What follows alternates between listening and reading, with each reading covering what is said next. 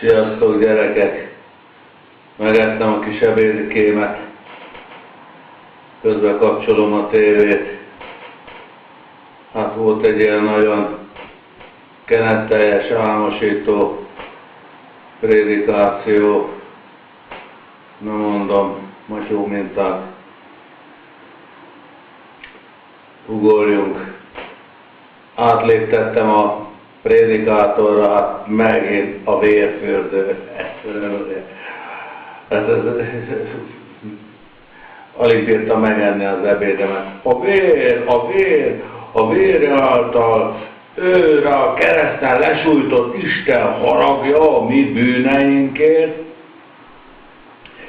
de mivel kifolyt az ő vére, aki ártatlan volt és ártatlanul bűvödött, és az Isten haragja rácsapott, azért a mi bűneinket rátette Isten, és egyszerűen nem értem.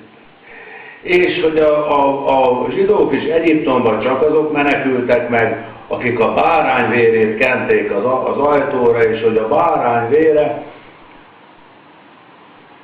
és csak a bárány vére tisztíthat meg, és csak a bárány vére, és különben az örök bűnben vagyunk. Hát gyerekek,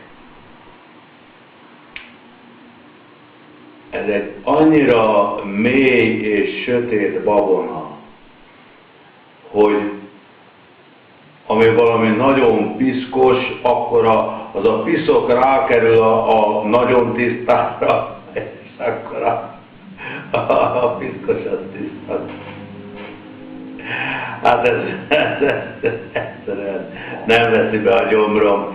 Ugyanúgy nem veszi be, ahogy Dél-Afrikában és Nigériában az a babona terjed, hogy aki észes és szűznővel megerőszakolja, vagy együtt van, annak elmúlik az észe tőle.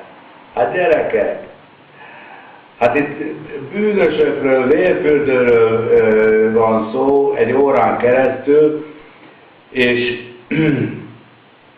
Jézus azt tanította, hogy hát egy szerető atyának a elkódolgott fia, aki miután hazajött, az apa szeretettel fogadja, ökröt vágat le, és kevlére ölel, és új ruhába öltözteti.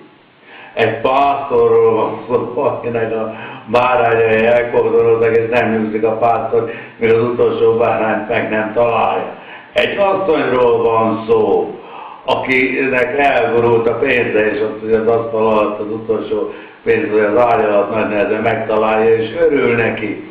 De vérfürdőről, meg helyettesítő áldozatról, meg Isten haragjáról, hát hol élünk mi? Milyen vallások ezek? Milyen tanítások? Vérfürdő, vérben úszunk. A szeretet nevében. Gyerekek, álljon már meg a menet. Sziasztok!